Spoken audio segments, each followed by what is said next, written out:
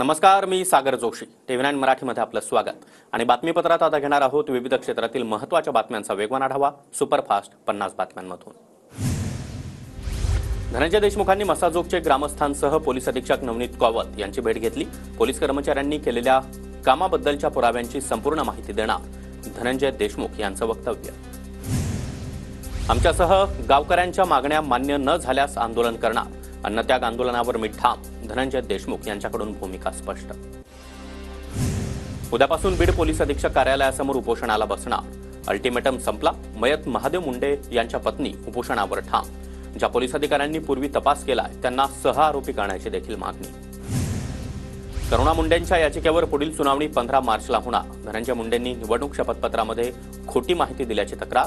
करुणा मुंडेंच्या नावावरील मिळकतीबाबत उल्लेखच नसल्याचा आरोप. धनंजय मुंडे यांचा राजीनामा घेण्यात यावा. छत्रपती संभाजीनगरमध्ये झालेल्या विद्रोही साहित्य संमेलनामध्ये ठराव. जळगावमध्ये सीबीएसईच्या मराठी पेपरला चक्क शिक्षकच कॉपी पुरवत असल्याचा धक्कादायक प्रकार. मोबाईलमध्ये प्रश्नपत्रिकेचा फोटो काढून विद्यार्थ्यांना उत्तर लिहून पाठवत असल्याचं समोर. यावलच्या किनगावातील धक्कादायक प्रकार. छावा चित्रपटाच्या दिग्दर्शकांविरोधात शिर्के घराणं आक्रमक. चित्रपटातील वादग्रस्त भाग तात्काळ काढण्याची शिर्के घराण्याची मागणी.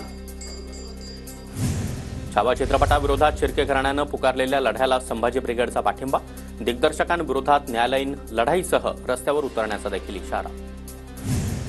पंढरपूरमध्ये नीलम गोरेंच्या प्रतिमेला जोडे मारो आंदोलन. नीलम गोरेंचा वक्तव्यानंतर ठाकरेंच्या शिवसेनेचे कार्यकर्ते आक्रमक. जळगावच्या पारोळ्यामधील भुईकोट किल्ला परिसरामधील अतिक्रमणावर कारवाई. नगरपालिकेच्या कारवाईला व्यावसायिक आणि दुकानदारांचा विरोध. कारवाई केल्यास अतिक्रमण धारकांकडून तीव्र आंदोलनाचाही इशारा. सोलापूरमध्ये ठाकरेंच्या सेनेनं कर्नाटकच्या बसला काळं फासलं. कर्नाटकमध्ये महाराष्ट्रातील कंडक्टरला काळं फासल्याचा ठाकरेंच्या शिवसेनेकडून निषेध व्यक्त. नाशिक महापालिकेची दर्ग्यावरील कारवाई वादात सापडण्याची शक्यता. दर्गा ट्रस्टचे पदाधिकारी पालिकेविरोधात हायकोर्टात धाव घेणार. मंत्री मेघना बोर्डीकरांच्या परभणीमधील जनता दरबारामध्ये शक्तीपीठ महामार्गाला विरोध. शक्तीपीठ महामार्ग रद्द करण्यासाठी शेतकऱ्यांची जोरदार घोषणाबाजी. शेतकऱ्यांचा जिल्हाधिकारी कार्यालय परिसरामध्ये गोंधळ. मंत्री मेघना बोर्डीकरांच्या जनता दरबारामध्ये रोड रोलर घेऊन येत परभणी संघर्ष समितीचं आंदोलन. पोलिसांनी परभणी जिल्हाधिकारी कार्यालयासमोर रोलर थांबवला. नागरी सुविधा द्या अन्यथा टॅक्स भरणार नसल्याची आंदोलकांची भूमिका. छत्रपती संभाजीनगरमध्ये महाराष्ट्र प्रदूषण नियंत्रण मंडळाच्या कार्यालयावर ठाकरे गटाचं आंदोलन. उद्योगांच्या परवान्याबाबत रोखून धरल्यानं हे आंदोलन करण्यात आलं. अकोल्याच्या अकोटमध्ये रेल्वे उड्डाणपुलावर ठाकरेंच्या शिवसेनेचा रास्ता रोको. वाढत्या अपघातामुळे उड्डाणपुलावर पथदिवे गतिरोधक लावण्याची मागणी. सोलापूरमधील माळशिरस शहर कडकडीत बंद ठेवून रास्ता रोको आंदोलन. नातेपुते नगरपंचायतीच्या वतीनं केला गेलेला विकास आराखडा रद्द करून नवीन आराखडा तयार करण्याची मागणी. हिंगोलीच्या सेनगाव पंचायत समितीमध्ये अधिकारी आणि कर्मचारी नसल्यानं नागरिकांकडून संताप व्यक्त. समितीमधील कामं रखडत असल्यानं प्रशासनाविरोधात नागरिक आक्रमक. अमोल मिटकरींचं अकोल्यामध्ये स्टिंग ऑपरेशन. मिटकरींनी अचानक भेट दिल्यामुळे अधिकाऱ्यांची चांगलीच पळापळ. वसतिगृहाच्या स्वयंपाकघरात झुरळ आढळल्यानं मिटकरी संतापले. बेकायदेशीर इमारतीवर कारवाई करण्यापूर्वी दिव्यामध्ये राहणारे रहिवासी आक्रमक. दिव्यातील जनता रस्त्यावर. दिव्यातील रहिवाशांचं आंदोलन.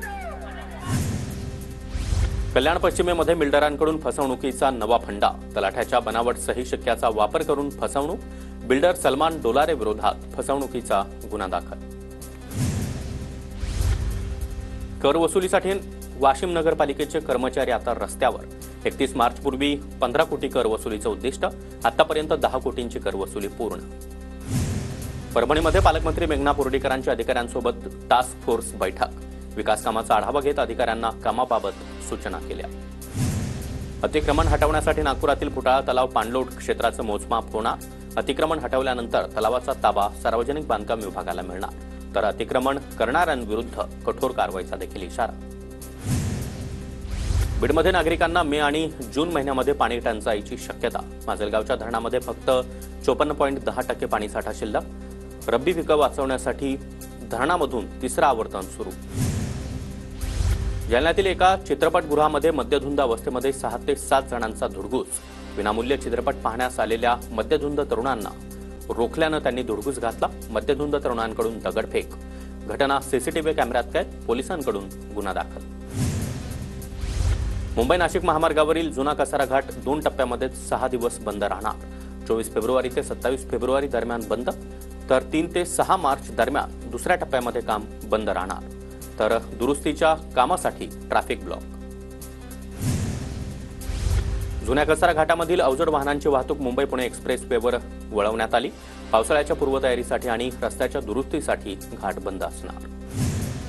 सिंधुदुर्गातील करूळ घाट वाहतुकीसाठी आजपासून खुला. करूळ घाटाचं काम 95% पूर्ण. घाट बंद असल्यामुळे व्यापारी व्यावसायिकांचं मोठ्या प्रमाणात नुकसान.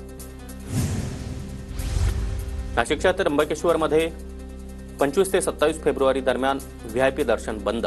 महाशिवरात्रीनिमित्त भाविकांची गर्दी वाढते, त्यामुळेच व्हीआयपी दर्शन बंद ठेवण्याचा निर्णय. आमगाव सालेकसा तालुक्यामधील 48 गावांचा पाणीपुरवठा ठप्प. नागरिकांची पाण्यासाठी मोठी भटकंती. पाईपलाईन लिकेजमुळे लोकांचे प्रचंड हाल. सध्या दुरुस्तीचं काम हाती, मात्र त्यानंतरच पाणीपुरवठा सुरळीत होणार. बुलढाण्याच्या जळगाव जामोद तालुक्यामधील खिरडा बुद्रुक इथल्या 8.5 वर्षाच्या मुलाला जीबीएसची लागण. मुलावर अकोल्यामधील शासकीय रुग्णालयामध्ये उपचार सुरू. जिल्ह्यातील जीबीएसचा हा पहिला रुग्ण. बुलढाण्याच्या लोणारमध्ये रमाई घरकुल योजनेचा दुसरा हप्ता न दिल्यास आंदोलनाचा ठाकरे गटाच्या नगरपालिकेला इशारा. निवडणुकीआधी घाईनं 50,000च्या पहिल्या हप्त्याचं वाटप. लाभार्थ्यांकडून न घर बांधकामास सुरुवात, मात्र 5 महिन्यानंतर देखील पुढील हप्ता न मिळाल्यानं लाभार्थी चिंतेत. सोलापूरच्या कुर्डवाडी रेल्वे जंक्शनचा कायापालट. नवीन इमारतीचं काम अंतिम टप्प्यात. मुख्य प्रवेशद्वार, बुकिंग ऑफिस, पार्किंग व्यवस्था, विविध अंतर्गत रस्ते, त्याचबरोबर सुरक्षा भिंती देखील सगळी कामं पूर्ण. जळगावमध्ये आता तब्बल 25 मजली उंच इमारतींना महापालिका परवानगी देणार. महानगरपालिका नियमानुसार 70 मीटर उंचीच्या इमारतींना परवानगी दिली जाणार. सध्या 18 मजल्याच्या 2 इमारतींच्या बांधकामाला सुरुवात. सिंधुदुर्गातील दोडामार्ग तालुक्यामध्ये अवकाळी पावसानं दाणादाण. दोडामार्ग तालुक्यामधील केर गावामध्ये गारांचा पाऊस. तासभर झालेल्या पावसानं दोडामार्ग तालुक्याला अक्षरशः झोडपून काढलं. सिंधुदुर्गमधील अवकाळी पावसामुळे घोडके येथील केळीच्या बागा उद्ध्वस्त. अवकाळीमुळे शेतकऱ्यांचं मोठं नुकसान. पुण्याच्या नारायणगावमध्ये टोमॅटोचे बाजार घसरल्यानं शेतकरी हवालदिल. टोमॅटोच्या कॅरेटला 500 ते 600 रुपयांचा मिळणारा भाव 150 ते 200 रुपयांनी घसरला. खेड कृषी उत्पन्न बाजार समितीमध्ये आवक वाढल्यानं कांद्याच्या दरामध्ये घसरण. बाजारभाव 8 रुपयांनी घसरल्यानं शेतकऱ्यांमध्ये नाराजी. पुण्यातील मंचर शहरामध्ये बिबट्याचा मुक्त संचार. सीसीटीव्हीमध्ये बिबट्याचा वावर कैद. बिबट्याचा बंदोबस्त करण्याची नागरिकांची मागणी. अमरावतीच्या मेळघाटावरील पाणवठ्यावर वाघाच्या कळपाचं दर्शन. मेळघाटामध्ये व्याघ्र प्रकल्पातर्फे 3रं सर्वेक्षण पूर्ण. धाराशिवमध्ये ड्रग्जचं मोठं रॅकेट उघड होण्याची शक्यता. तुळजापूरमध्ये ड्रग्ज पुरवठा करणाऱ्या महिलेला मुंबईतून अटक. पुण्यामध्ये जीबीएसच्या आणखी एका रुग्णाची नोंद. तर शहरामधील एकूण रुग्णसंख्या आता 216 वर सुरू. आतापर्यंत 158 रुग्णांवर यशस्वी उपचार. कोकणामध्ये यंदा 25% आंबा उत्पादन होण्याचा अंदाज. वातावरणातील बदलामुळे आंबा उत्पादनावर परिणाम. मुंबईतील बाजारपेठेमध्ये रत्नागिरीऐवजी देवगड हापूसला जास्त मागणी. नागपूरमध्ये घरफोडी आणि वाहन चोरी करणाऱ्या 2 आरोपींना अटक. 6 गुन्हे उघडकीस आणण्यामध्ये यशोधरा पोलिसांना यश. आरोपींकडून जवळपास 4 लाखांचा मुद्देमाल जप्त. जालन्याच्या जाफराबादमध्ये मजुरांच्या मृत्यू प्रकरणी 3 जणांविरोधात गुन्हा दाखल. जिल्हाधिकाऱ्यांकडून चौकशीचे आदेश. पासोडा गावामध्ये टिप्परमधील वाळू शेडवर टाकल्यानं 5 मजुरांचा दुर्दैवी मृत्यू झाला होता. पुण्यामधील चाकणमधील बहुळ ग्रामपंचायतीच्या हद्दीमध्ये एका घरावर सशस्त्र दरोडा. दरोड्यामध्ये दोघे गंभीर जखमी. जखमींवर चाकणमधील खासगी रुग्णालयामध्ये उपचार सुरू. नांदेडमध्ये गावठी पिस्तूल बाळगणाऱ्या एकाला अटक. आरोपीकडे गावठी पिस्तूलसह 3 जिवंत काडतुसं देखील सापडली. वजिराबाद पोलीस ठाण्यात गुन्हा दाखल.